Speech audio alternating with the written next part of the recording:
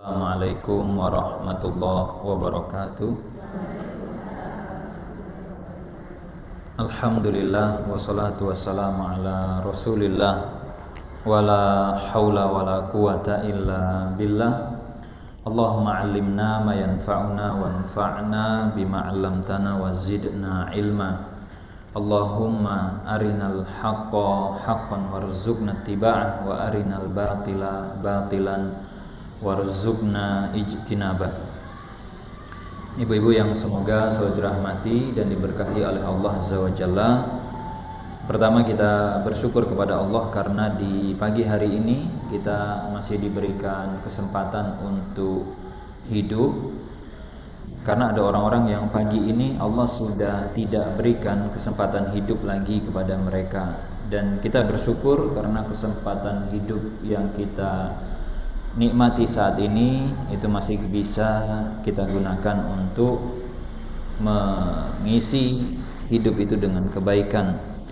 Karena ada orang-orang yang dikasih kesempatan hidup tapi Allah tidak berikan dia kesempatan untuk melakukan kebaikan. Maka kita patut bersyukur kepada Allah atas dua nikmat yang sangat besar tersebut, yaitu nikmat bisa hidup dan nikmat bisa mengisi hidup dengan kebaikan. Pembahasan kita pada pagi hari ini yaitu mengenal wasiat lebih dekat. Yang pertama kita mulai dari definisi terlebih dahulu. Nanti setelah definisi kita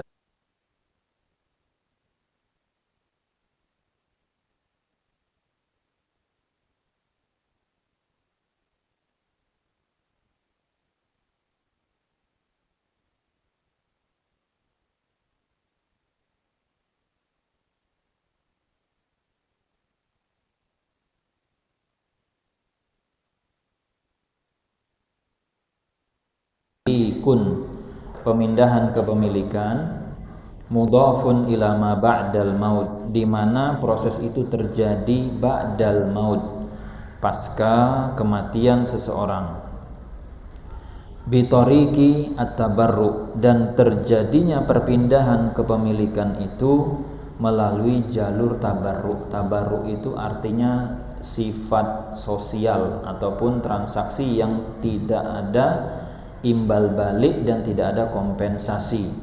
Wa sawaun kana zalika fil a'yan au fil manafi, baik nanti bentuknya berupa barang atau bentuknya berupa manfaat. Sehingga kalau kita coba ringkaskan di sini, apa yang dimaksud dengan wasiat secara definisi? Maka poin 1 mengenai definisi dari wasiat itu di situ dikatakan tadi pemindahan kepemilikan berarti ada dua pihak karena berpindah kepemilikannya dari A kepada B. Tapi kapan pindah milik ini terjadi? Yaitu jawabannya ba'dal maut, pindah kepemilikan. Ini di belakang kelihatan tulisannya? Kelihatannya agak remeng-remeng ya. Baik. Jadi perpindahan ini kapan munculnya atau berlakunya? Pasca kematian. Sehingga mau tidak mau di situ ada garis yang memisahkan antara hidup dengan mati. Disitulah garis kematian. Dan sifatnya ketika berpindah kepemilikan itu dari A kepada si B, ini sifatnya tabarruk. Artinya sosial, di mana B tidak memberikan kompensasi apa-apa kepada si A. Ya sudah, saya menerima itu gratisan. Ini yang disebut dengan tabarruk. Kalau ditanya B bayar apa kepada si A, jawabannya tidak ada yang dibayarkan. Jadi B di situ nomponya gratisan. Nggak perlu dia bayar apapun. Itulah yang disebut dengan wasiat. Sehingga kalau misalkan ada orang, misalnya dia membantu, dia merawat, dia ngerumati, dia ngopeni, dia banyak berbuat jasa, tujuannya supaya dikasih wasiat, ini berarti menyalahi prinsip wasiat. Kenapa? Karena wasiat si B nggak perlu ngapa-ngapain. Ya udah B santai aja.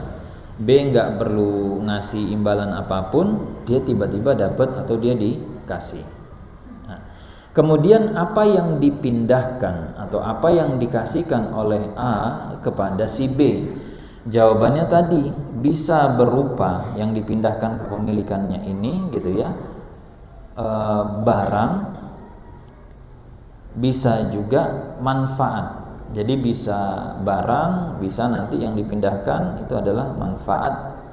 Apa perbedaannya antara barang dengan manfaat?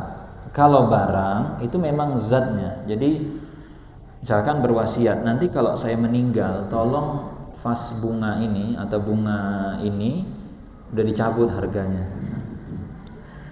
Ini tolong dikasih ke masjid yang sana. Ini barang atau tisu. Tapi kalau manfaat, kita tidak memberikan barangnya, tapi kita memberikan manfaat dari barang. Contoh misalkan, kalau saya meninggal nanti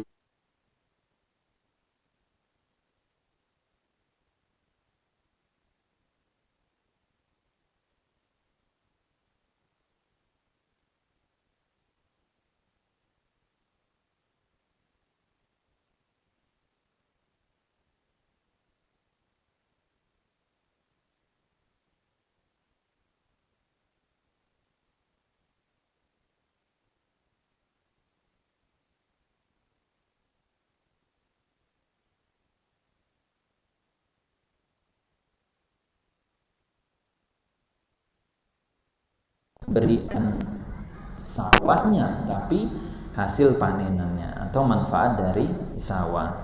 Jadi itu secara definisi. Kemudian berarti kan di sini ada kata yang tidak langsung yang kita bisa pahami bahwa si A ini melakukan akadnya di momen ketika dia masih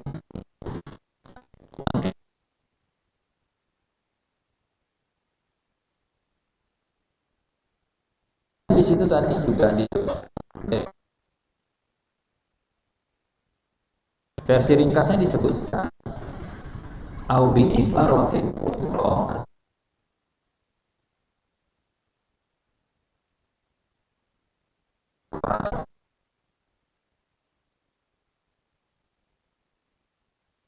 dengan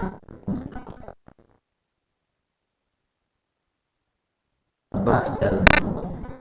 Dua keywordnya atau dua kata kunci pentingnya, intinya wasiat itu adalah kita berderma memberikan harta kita secara cuma-cuma.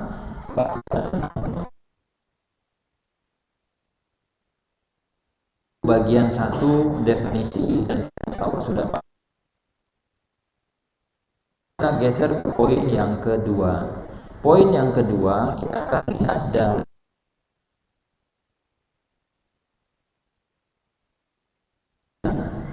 poin 2.1 gitu ya.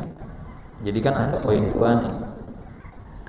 Poin 2, kemudian ada poin 2.1 dalil dari Al-Qur'an atau dari ayat. 2.1.1 ayat yang pertama adalah firman Allah di dalam surat Al-Baqarah ayat 180. Allah menyebutkan kutiba alaikum idza hadara ahadakumul maut. Allah wajibkan kepada kalian ketika hadir kematian itu kepada salah satu dari kalian, intaraka khairan, jika dia meninggalkan khairan. Khairan itu apa? Al-mal al-kasir, harta yang banyak. Maka apa yang diwajibkan? Al-wasiyah, membuatkan wasiat lil walidain, untuk ayah ibu, wal akrobin, dan kerabat, bil ma'ruf, dengan cara yang ma'ruf, dengan cara yang wajar, dengan cara yang pantas. Haqqan 'alal muttaqin. Maka ini hak orang-orang yang bertakwa. Jadi orang yang bertakwa ketika dapat perintah, dapat wasiat, dia berusaha untuk menjalankan. Tinggal nanti pembahasannya, ukuran ma'ruf ini apa, kemudian bagaimana status wasiat, apakah benar-benar wajib, dan seterusnya. Nanti ada pembahasan sendiri. Cuman kita ingin mensoroti ayat di Al-Baqarah 180 membahas mengenai wasiat. Kemudian ada sedikit komentar ataupun tanggapan dari Ibnu Abbas radhiyallahu anhuma. Sahabat ini menyebutkan, intaroka khairan, apa yang dimaksud seseorang meninggalkan khairan, meninggalkan kebaikan. Jadi di dalam Islam harta itu disebut juga dengan khairan, disebut juga dengan kebaikan. Jadi nama lainnya. Makanya harusnya harta itu membawa pada kebaikan. Nah, di sini dikatakan di dalam kitab tafsir At-Tabari. Jadi kutipan ini bisa ditemukan di dalam buku tafsir karya Ibnu Jarir At-Tabari. Kemudian apa maksud dari hudurul maut?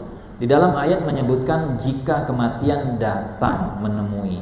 Maka yang disebut hudurul maut kata Ibnu Abbas maksudnya adalah huduru asbabihi wa amaratihi, hadirnya tanda dan sebab kematian.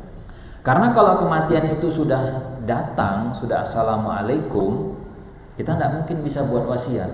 Tapi sebelum sampai datangnya kematian itu pasti ada tanda-tanda. Apa contoh tanda kematian? Rambut yang dulunya hitam sekarang sudah tidak hitam. Itu tanda kematian atau bukan? Tanda. Wah, tapi saya udah 60 enggak ada hitam rambut saya. Iya, disemir kan gitu. Tapi normalnya hitam dia awalnya, kemudian berubah menjadi beruban. Nah, ini termasuk tanda amarat.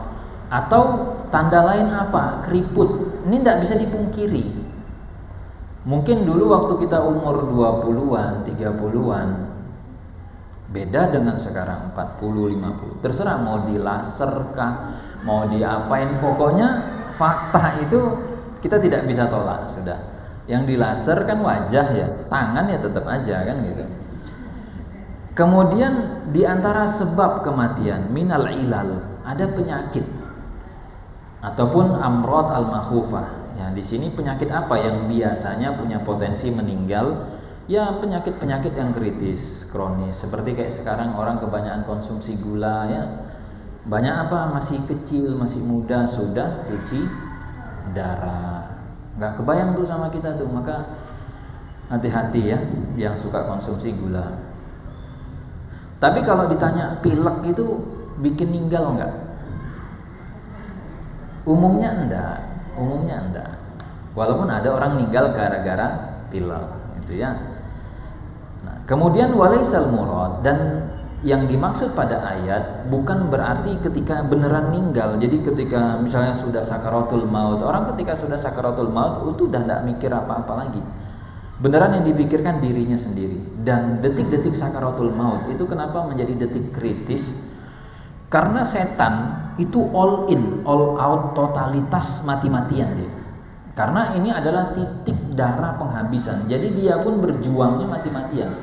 Gimana caranya semua pasukan gitu. Jadi semua resources, semua sumber daya, semua SDM, semua tim, begitu ada orang meninggal dikerahkan. Kok bisa ini orang di detik terakhir belok? Kita saja ketika digoda oleh setan di hari-hari biasa tergoda nggak? Tergoda. Apalagi di detik-detik kritis semacam ini, itu setannya pun mati-matian dia. Karena disitulah kesempatan dia terakhir untuk menggoda. Nah, maka intinya ketika sudah muncul tanda-tanda, boleh dia buat wasiat. Itu yang dimaksud di ayat. Kemudian ayat yang kedua, ini 2.2.2.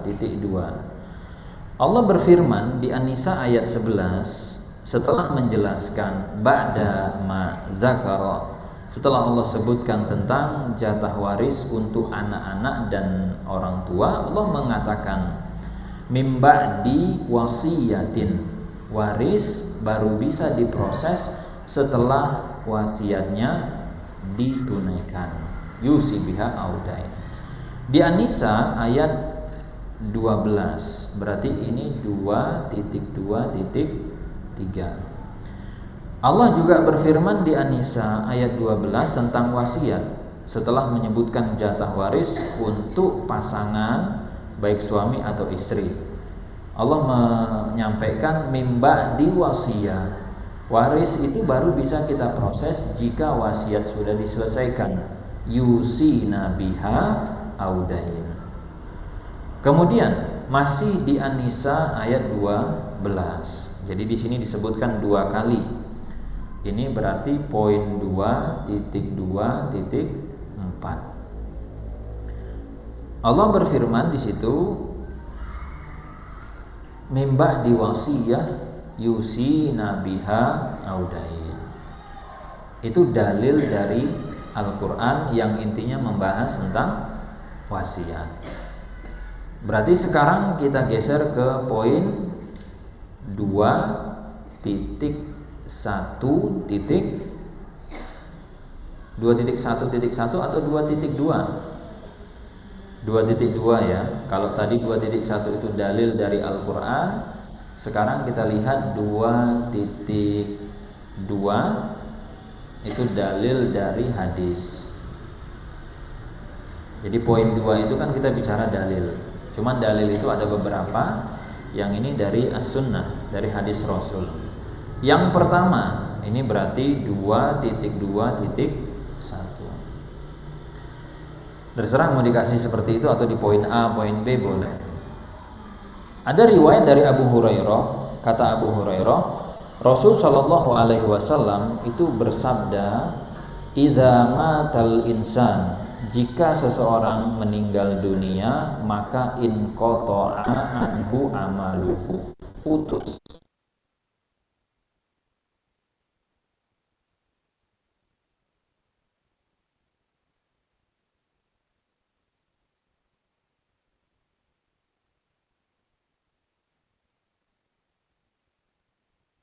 ngaji."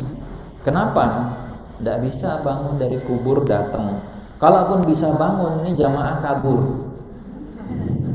Kok tiba-tiba ada datang ibu-ibu gitu kan, mau ikut ngaji, tapi kok penampilannya gitu kan.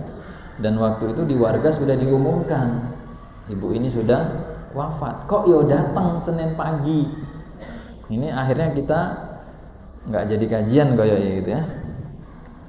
Nah, kata Rasul, kecuali 3.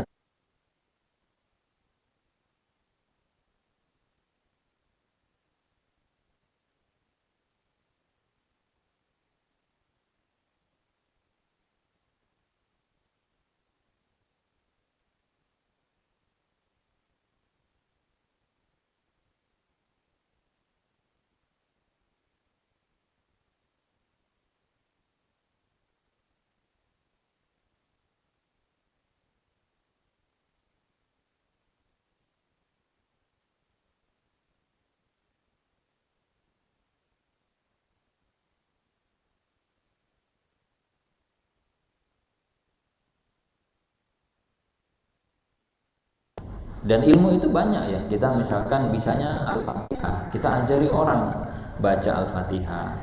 Kita punya ilmu tentang apa, misalkan cara bikin kue donat gitu ya.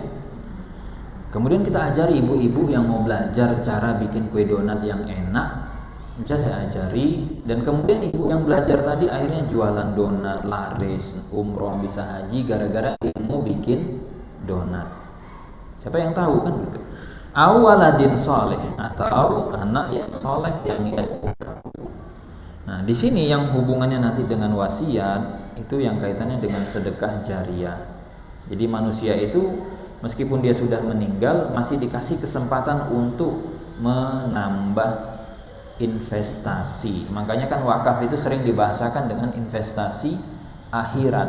Kita itu senang kalau punya passive income di dunia, maka pertimbangkanlah passive income kita di akhirat sudah banyak atau belum tuh revenue streamnya gitu kan, sumber pemasukannya atau sumber pahalanya di akhirat kelak. Kalau di dunia sudah jelas strata sosial kita, tapi apakah menjamin sekarang kita masuk di nasabah prioritas dan yang lain? Lalu di akhirat otomatis belum tentu. Maka wasiat masuk untuk mengamankan investasi akhirat ini. Kemudian yang kedua, titik dua, hadis yang berikutnya menyinggung masalah wasiat. Kalau yang hadis pertama tadi rawahu Muslim, hadis riwayat Imam Muslim. Yang kedua, titik dua, itu dikatakan di dalam As-Sahihaini, riwayat Imam Bukhari dan Imam Muslim, dari sahabat Abdullah ibnu Umar. Ini anaknya Umar ibnu Khattab. Beliau mengatakan anna Rasulullah, bahwa Rasul sallallahu alaihi wasallam qala, bersabda, ma hakum ri'im muslimin, tidak pantas, tidak selayaknya, tidak sepatutnya seorang muslim lahu syai'un, yang memiliki sesuatu, yusi bihi, yang ingin dia wasiatkan. Jadi kita nih kalau pengen ada sesuatu yang kayaknya mau kita pesankan, entah kita pesankan ke pasangan, atau kita pesankan ke anak, atau kita pesankan ke keluarga, pokoknya ada sesuatu yang kita mau pesankan ini, tapi enggak endang disampaikan. Terus kata Rasul, yabitu lailataini, dia biarkan berlalu 1 malam 2 malam, illa wa wasiyatuhu, tapi nggak ditulis. Maka yang pantas seperti apa? Yang seharusnya bagaimana? Tulis wasiat tadi. Karena memang ini adalah konsekuensi yang logis. Kalau kita menginginkan sesuatu, biasanya kita itu nggak sabaran. Biasanya kita itu pengen segera. Itu kalau beneran kepengen gitu. Ibu-ibu coba, kalau misalkan lagi pengen sate gitu, kira-kira apa yang dilakukan? Yang bisa pakai aplikasi, pencet aplikasi toh. Yang nggak bisa nyari. Nah itu wes pokoknya mau tengah malam gitu, atau mungkin subuh-subuh, atau mesti keluar karena kepengen, pokoknya lagi pengen makan sate gitu. Atau kalau anaknya lagi di luar, telepon, pulang bu, masih jam kantor, pulang. Ngapa? Cari ini bu, sate. Atau misalkan suaminya atau bapaknya, pak, pulang kantor jam berapa? Jam 4. Tidak boleh pulang kalau enggak bak sate ya. Dan tidak boleh lebih dari jam 5 sore nyampe rumahnya. Ada lagi batasannya. Karena logikanya seperti itu. Orang kalau kepengen, mesti kata Rasul, pengen punya sesuatu atau pengen ada yang disampaikan, itu biasanya akan secara otomatis ditulis. Dan Rasul menyarankan tulislah wasiat itu. Ini hadis riwayat Imam Bukhari. Kemudian di dalam redaksinya Imam Muslim, kalau tadi itu riwayat yang dituangkan atau yang disampaikan Imam Bukhari, redaksinya Imam Muslim, ma hakum ri'im muslimin lahu syai'un yuridu an yusiya fihi. Bedanya di mana? Di redaksi yuridu an yusiya fihi, dia pengen wasiatkan. Biasanya sesuatu yang pengen kita wasiatkan itu biasanya penting, biasanya. Contoh misalkan ya, kita punya aset, tapi aset itu pakai nama ibu kita, dan itu sebenarnya kita pinjam nama karena kita KTP-nya KTP ini apa? Ini maksudnya apa? Kota ya. Karangbaru masuk kota. Nah, KTP kita KTP kota, tapi kita beli asetnya misalkan di Bantul. Nah, ibu kita tinggalnya di Bantul. Nah, biar nggak ribet, pakai KTP ibu kita karena Bantul, pinjam nama saja. Penting nggak memperjelas ini?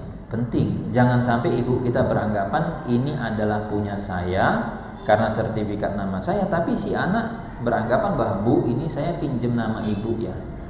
Nah, ini kalau tidak sampai dipertegas bikin masalah. Qala Abdullah ibnu Umar, akhirnya si Abdullah ibnu Umar ini, karena beliau adalah orang yang meriwayatkan hadis, jadi beliau mendengar Rasul menyampaikan seperti itu. Apa yang beliau lakukan? Ma marrat alayya lailatun, tidak pernah saya biarkan lewat 1 malam pun, munzu sami'tu Rasulullah, sejak saya dengar Rasul sabda seperti tadi ya, Qala dzalika illa wa indi wasiyati, kecuali hal-hal yang mau saya wasiatkan tuh sudah tertulis dan ada di dekat saya, ada di sisi saya. Apakah perlu kita bawa selalu? Enggak mesti, kata para ulama.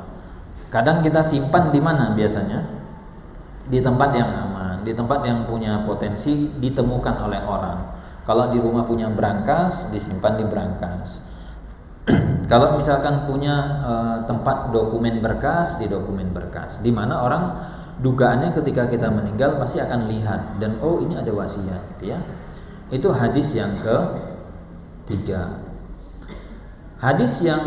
Itu hadis yang kedua. Hadis yang ketiga 2.2.3.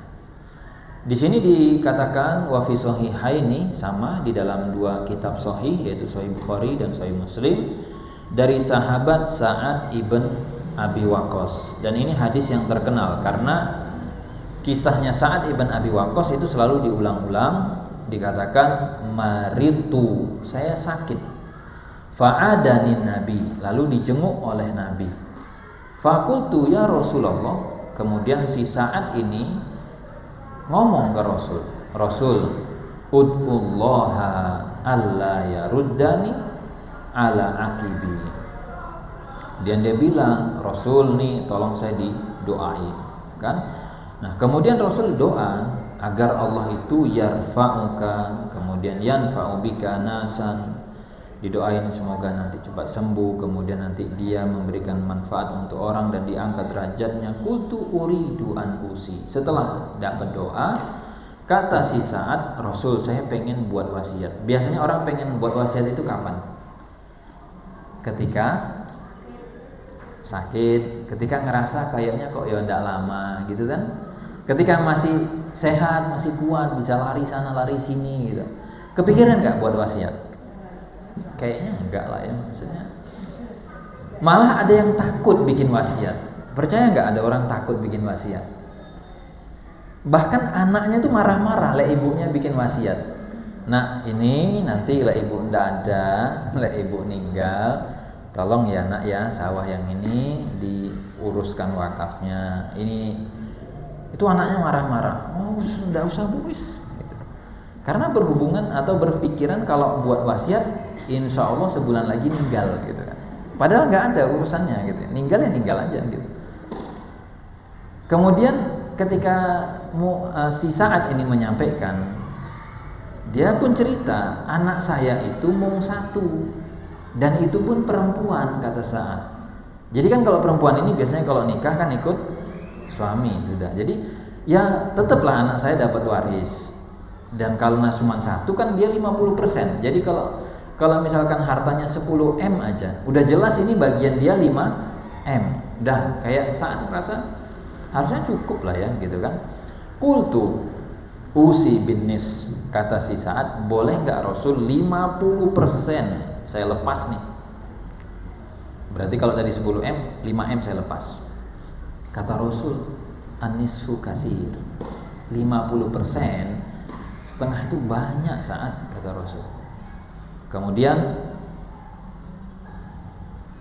qultu fasulus, kalau sepertiga gimana? Maka Rasul bilang oke lah, sepertiga oke. Dan fasulus kasir, sepertiga itu pun ya aslinya banyak, kata Rasul. Au kabir, atau gede. Fa'ausan nasu bisulus wa jaza dzalika lahum. Maka batasan maksimal sepertiga. Walaupun kalau kita lihat di prakteknya Abu Bakar itu ketika, jadi Abu Bakar ini tipikal orang yang tingkat empati dan kepekaannya sangat tinggi. Beda sama Umar ya, pembawaannya Umar ini astos-tastos gitu modelnya. Kalau Abu Bakar itu kalem dia pembawaannya. Jadi ketika Abu Bakar mendengar Rasul bilang as-sulus kasir, dia ngerasa kayak dikode. Makanya Abu Bakar ketika wasiat menyarankan berapa? 1/5. Dari 1/3 digeser ke 1/5. Berapa 1/5? 20%. Gitu. Nah, Abu Bakar akhirnya dia cuma 20% aja yang dia wasiatkan. Walaupun kalau saya polin gitu kan, tak mentokin ke sepertiga boleh nggak? Boleh. Tapi Abu Bakar menyarankan dan kemudian ulama merekomendasikan 1/5.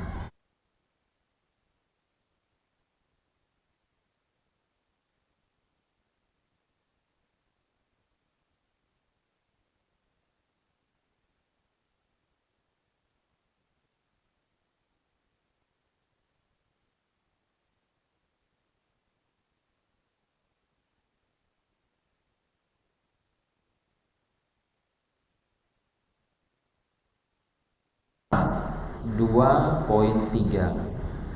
Apa dalil terkait dengan wasiat? Yang 2.1 tadi berhubungan dengan ayat, 2.2 dari hadis, sekarang 2.3 itu adalah ijma para ulama. Kata Ibnu Qudamah, ajma'al ulama, para ulama kita itu sepakat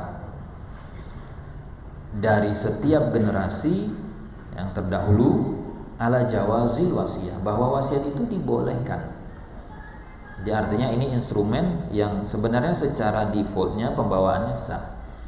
2.4 dalil yang keempat di sini dalil secara makul, nalar ataupun secara logika. Jadi makanya kalau kita boleh nggak menggunakan akal dalam memahami agama, boleh, tapi jangan antri. Prioritas satunya ayat, prioritas duanya hadis, ketiga ijma. Nanti akal jangan sampai jadi imam, jadi makmum boleh. Karena kita butuh juga menggunakan akal sehat. Itu makanya Allah juga di dalam ayat kan menyebutkan afala ta'qilun, apa yang enggak mikir gitu kan. Itu berarti biar bisa mikir kan harus ada akal. Nah, di sini dikatakan secara nalarnya orang itu punya kebutuhan terhadap wasiat dalam rangka ziyadah, menambah. Apa yang dia tambah? Al-qurbat wal hasanat, kebaikan dia, ketaatan dia, kemudian tadarukan, dan untuk mengejar apa yang dulu dia lewati. Ada orang itu kadang baru dapat hidayahnya setelah pensiun umur 50, setelah umur 40, setelah umur 60 baru kepikiran pakai jilbab, kepikiran ngaji, baru kepikiran sholat. Dan dia ngerasa kayaknya amalan saya nggak cukup.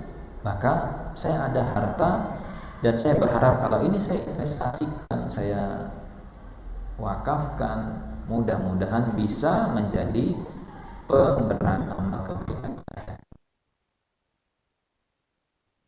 Dan di dalam hadis Rasul menyebutkan innallaha tasaddaqa alaikum inda wafatikum. Jadi Rasul bahasanya begini, Allah itu bersedekah kepada kalian di saat kalian wafat. Allah kasih kesempatan nih, ada slot. Allah kasih kesempatan bisulusi amwalikum, boleh pakai 1/3 harta kalian untuk kepentingan diri kalian. Makanya orang itu yang capek-capek ngoyo mati-matian cari duit, ngurusi harta. Pertanyaannya, ninggal dibawa enggak?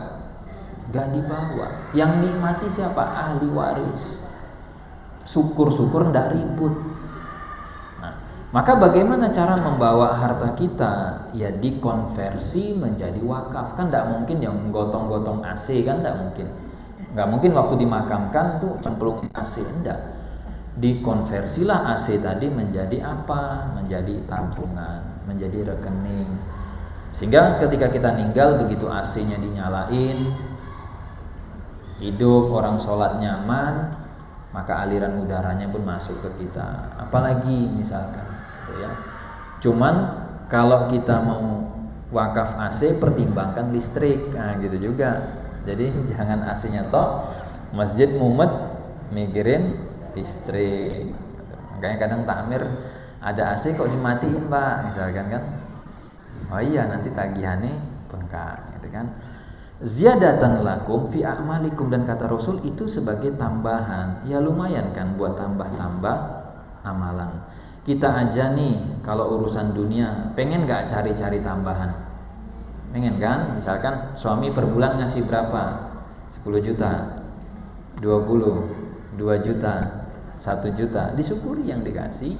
Tapi kan kita mikir yo SPP yo koyo masih kurang dan yang lain, nyari itu tambahan, jualan ini jualan itu, kemudian nanti ya nyambi ini nyambi itu, tujuannya apa? Nyari tambahan. Maka untuk kehidupan akhirat pun kalau bisa carilah tambahan, walaupun mungkin nggak besar gitu ya. Dan ukuran besar kecil itu kan tergantung ya apa yang kita punya. Kalau misalkan nih ada orang sedekah 1 juta, sementara tabungan dia itu 10 juta. Kira-kira dia sedekah berapa itu, Bu? 10% kan ya? Jadi kalau misalkan nih ada yang masuk ke kota infak 1 juta, atau ada yang buka wakaf, bismillah 1 juta. Uang dia semuanya itu, baik yang cash, yang di tabungan, mung 10 juta. Ada orang dia sedekah 10 juta dari 10 M. Berapa persen? Berapa persen? Lek dipersenkan 1% atau 10%? 1%. Ayolah Bu, ini saya juga masa ya pakai kalkulator. 10 juta dibagi 1 M, enggak apa-apa wis, pada salah. Kalikan 100. Oh iya, 1%, Masya Allah. Nah, kan orang ngerasa nih, Masya Allah, ibu ini 10 juta dikeluarkan dia. Harusnya kalau dia keluarnya 10% sama dengan berapa? Berapa 10%-nya dari 10 M? 1 M kan? Iya kan, 10%-nya 1 M. Makanya nggak usah minder, kok yo saya mau bisa 100.000, 200.000, kan Allah tahu gitu ya kapasitas kita. Baik, itu bicara dalil. Sekarang kita geser ke poin yang ketiga, hukum wasiat. Masih kuat tambah materi? Masih? Atau kalau ngerasa udahlah kebanyakan gitu, ya saya stop gitu kan? Masih? Oke, yang ketiga sekarang. Yang ketiga adalah hukum wasiat. Ini poin yang ketiga. Di sini dikatakan al-wasiyatu ghairu wajibah bi'ainiha. Secara defaultnya, aslinya wasiat itu ghairu wajibah, tidak wajib. Aslinya seperti itu. Nah, kemudian kapan dia bisa menjadi wajib, kapan dia menjadi dianjurkan? Di sini dikatakan yakhtalifu hukmuha bi ikhtilafi halil musi. Tergantung kondisi setiap orang atau setiap orang yang berwasiat. Jadi al-musi ini artinya orang yang berwasiat atau pembuat wasiat.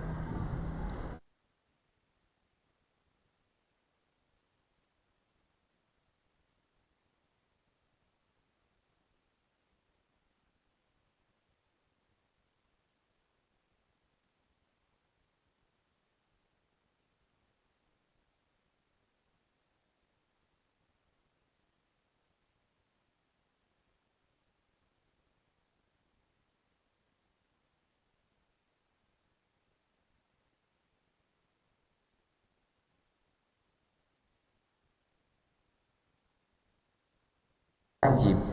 Jadi kalau kita buatkan level ya, wajib paling atas, sunnah di bawahnya, tengah-tengah itu yang netral, mubah. Tidak wajib itu bisa dia di level sunnah, dianjurkan, atau di level mubah. Nah, katanya ini bisa naik levelnya dari yang awalnya mubah menjadi dianjurkan pada kondisi seseorang itu biasanya akan berhadapan dengan bahaya. Apa berhadapan dengan bahaya? Ketika dia mau safar.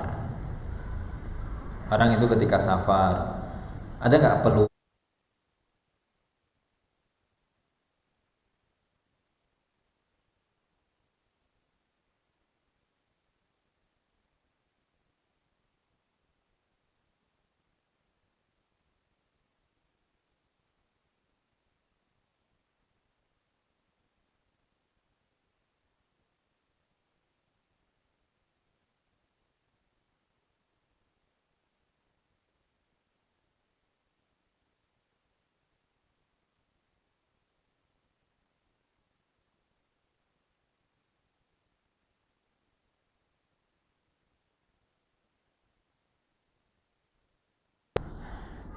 Kemudian bagaimana penjelasannya? Sekarang kita jelaskan rincian satu persatu. Wasiat menjadi wajib. Ini berarti poin 3.1. Kapan wasiat itu menjadi wajib? Atau pada kondisi apa wasiat itu menjadi wajib? Di sini dikatakan yajibu alal insani an yusi bi wafa'i ma alaihi min huquq. Seorang manusia menjadi wajib untuk berwasiat ketika dia punya tanggungan. Ma alaihi itu adalah sesuatu yang menjadi tanggungan dia pada hak orang lain dan dia harus tunaikan. Ini menjadi wajib. Contoh gitu ya. Fa idza kana 'alal insani haqqun lillah. Dia punya hak kepada Allah. Artinya dia berutang kepada Allah. Untuk apa? Bayar kafarat. Misalkan ketika bulan Ramadan di siang hari melakukan hubungan suami istri, bayar kafarat.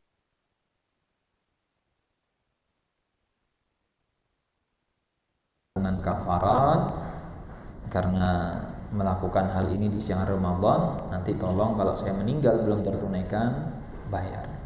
Atau hajjal fardhah, haji yang sifatnya wajib, atau zakat. Ya, di sini dikatakan lam yukhrijha, dia belum tunaikan. Jadi misalnya dia punya kewajiban zakat atau dia punya utang gitu.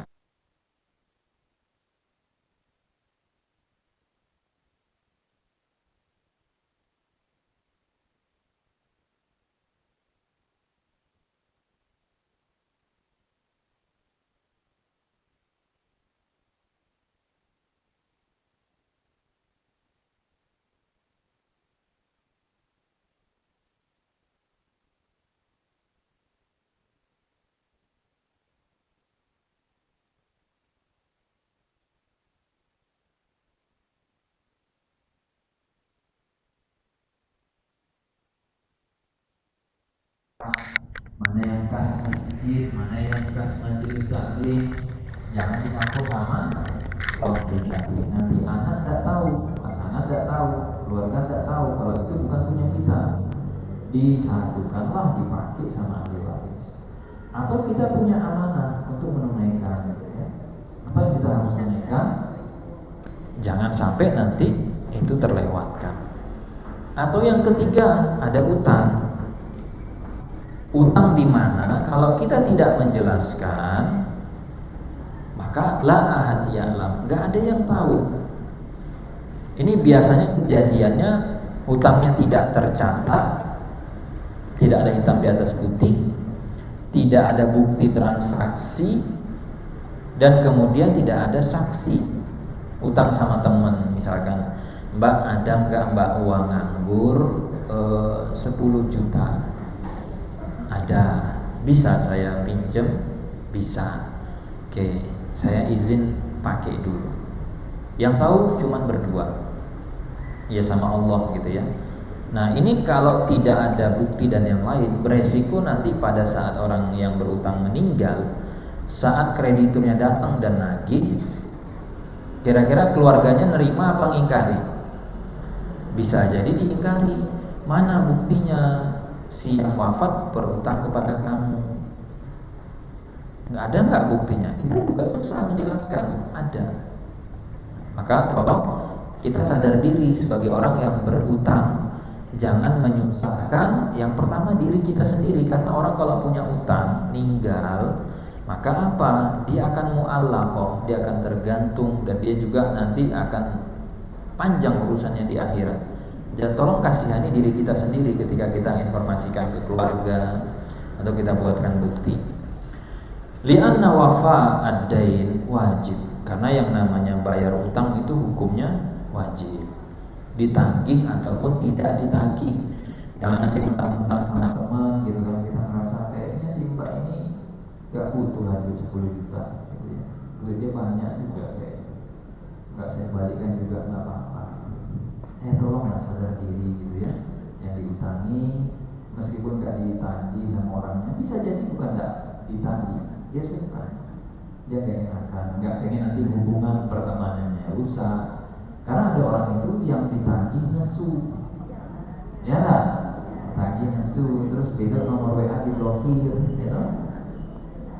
Nah, wa ma la yatimul wajib illa bihi fa huwa wajib. Maka hal-hal yang wajib tadi kalau misalkan tidak dilakukan upaya-upaya untuk melaksanakannya menjadi masalah. Sehingga wasiat pada kondisi ini menjadi wajib. Kemudian 3.2. Nah, ini materi terakhir ya. 3.2. Kapan wasiat itu hukumnya sunnah, istihbab, dianjurkan, disarankan, direkomendasikan. Jadi dia naik tuh levelnya dari sekedar mubah, naik derajatnya sebaiknya buat, sepatutnya buat, ya. Yustahabbu lil muslim, dianjurkan bagi seorang muslim an yusiya, untuk berwasiat min malihi, dari harta yang dia punya, li nafsihi, untuk dirinya, bima yarahu naf'an lahu, jika dia memandang itu memberikan manfaat untuk dia ba'da mautihi, setelah dia meninggal. Idza kana zamali, jika memang dia punya harta. Jadi ibu-ibu yang dikasih Allah apa misalkan rezeki berupa harta, mungkin orang tua kita termasuk yang berada sehingga orang tua bisa kasih kita harta, atau mungkin kita dikasih taufik oleh Allah untuk usaha, ya. Kita misalkan jualan dawet gitu kan, bisa profitnya lumayan gede. Percaya nggak dawet bisa gede? Percaya. Ada cerita, ya, orang beli dawet di tempat langganannya. Kok ibu ini sampai hampir sebulan nggak muncul, nggak jualan, gitu kan? Orang kira sakit atau gimana. Ternyata apa? Si ibu umroh sak keluarga, langsung berapa, 5 atau 10 orang, dan ambil paket sak pol boleh. Biasanya paket umroh yang pol itu berapa? 14 hari, atau ada yang lebih dari 14. Bayangkan, mau dari jualan dawet. Dan kita nggak tahu, mungkin Allah bukakan rezeki kita sehingga kita punya harta, atau mungkin dari pasangan, ya, Allah kasih rezeki kepada pasangan sehingga kita juga kecipratan. Maka kalau ada harta, manfaatkan untuk kepentingan diri kita dalam konteks perbaiki status sosial kita di akhirat. Insya Allah kalau kita punya harta di dunia, status sosial kita itu sudah secara otomatis. Jadi orang atau teman itu paling nggak bisa lihat, dia ibu ini kayaknya secara status sosial agak lumayan. Nah, sayangnya diri kita, naikkan juga status sosial kita di akhirat kelak, jalurnya wasiat.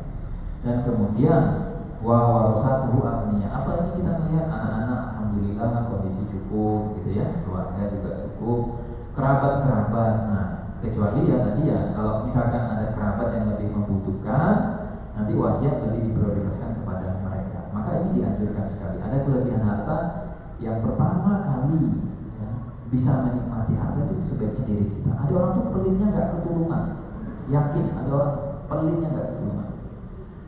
Dia punya emas itu di lemari, tangannya kan mau 2, tapi itu gelangnya bisa 30 gitu. Iya makanya nanti dipakai ketika arisan atau ketika sampai jejer-jejer. Bu, kok jalannya agak gimana? Iya, 2 kilo nanti. Atau cincin, itu berapa sih? Jadi kita mau 10 kan? Jadi kalau bisa, karena kalaupun kita meninggal, cincin itu kan jadi waris. Bisa nggak ketika kita buat pesan, tolong kalau saya sudah dimandikan, ketika saya wafat, semua cincin saya pasangkan ke jari saya? Nggak bisa. Kalaupun dipasang, hati-hati kuburan dibongkar. Iya nggak? Iya. Keluarga yang tahu kan, atau yang ngurus jenazah, ibu ini semua cincinnya dipasang, ya, semua gelangnya dipasang. Hati-hati, gitu ya. Caranya kita kalau sayang sama harta tidak demikian. Maka Rasul menyebutkan di situ, idza matal insan yang tadiin qata'an wa amal ketika sudah putus, sebagaimana kita itu kepengen banget gitu ketika melihat orang. Ada nggak yang kepengen misalkan ibunya kayaknya kerjanya tiap hari jalan-jalan aja gitu kan? Ini kesana kemari kerjanya mau olahraga mau apa? Kita yang mumet nah gitu kan? Dia punya passive income. Kita pengen nggak begitu? Pengen. Nggak sholat dapat pahala. Enak dong? Enak nggak? Kalau bisa itu dilakukan di dunia, mungkin orang kaya bisa bayar tuh. Kalau bisa loh ya, buka lowongan jasa melaksanakan sholat. Nah, ada kan? Sekali sholat 100.000, 5 kali 500, sebulan berapa itu? 15 juta. Tidak apa, ini saya lele. Sholat alhamdulillah. Ini tarif 500 lah yang nyolati ustaz. Lagi nyolati bukan Ustaz 10.000 misalnya. Nah, tidak bisa. Makanya kalau bisa punya pasif pahala, segeralah. Ya, jangan ditunda-tunda, jangan nunggu meninggal, jangan nunggu ada, gitu ya. Karena bisa aja wasiat sudah kita laksanakan, kita wafat, itu tidak dilaksanakan. Awil mediun tafat, dan tidak usah sedih yang tidak punya harta. Karena kan makanya syariat kita itu baik sekali gitu ya. Aduh saya ini mau wakaf nggak ada duitnya lalu makan pas-pasan, nggak apa-apa pas-pasan, yang penting nggak hutang, minimal itu. Nah ambillah pasif income dari jalur pahala, ambil itu. Coba yang jadi guru, yang jadi ustadz kalau ditanya banyak nggak duitnya, nggak ada duitnya itu. Jadi guru Jogja berapa gaji guru? Tapi dari jalur apa? Dia berharap kepada Allah, semoga satu ayat yang diajarkan, semoga satu ilmu yang disampaikan, orang terinspirasi, orang mengamalkan, setelah meninggal dapat sikatan. Ya. Awaladin saleh, ya ulang atau tadi yang punya anak, gitu ya. Dan ini kan tidak bisa dilakukan kalau orang belum nikah kan, benar nggak? Jomblo bisa nggak dia ambil jalur pasif pahalanya dari jalur anak? Nggak bisa. Anak siapa yang diurus? Lalu pasangan ada kan gitu. Atau yang sudah nikah Allah belum karuniai anak misalnya, ya tempuhlah jalur satu atau jalur dua. Insya Allah kita bisa gitu, menciptakan pasif pahala kita sendiri, menaikkan status sosial kita di akhirat kelak. Jadi mungkin ada yang merasa kayaknya saya di dunia termasuk orang yang secara status sosial di bawah. Tidak usah sedih, tidak usah pusing. Karena yang lebih penting itu adalah status sosial kita di akhirat. Bukan berarti kalau di dunia punya status sosial tinggi tidak tidak ada manfaat. Ada, bisa dipakai juga untuk kebaikan, gitu ya. Wallahu a'lam, itu yang bisa kita bahas. Cukup 3 poin saja. Masih ingat 3 poinnya apa? Masih ya. Lain nggak ingat dia catatan. Yang nggak nyatet berarti ingat, kan begitu ya. Baik. Ada yang mau didiskusikan atau ditanyakan? Kalau tidak ada kita pulang. Mau pulang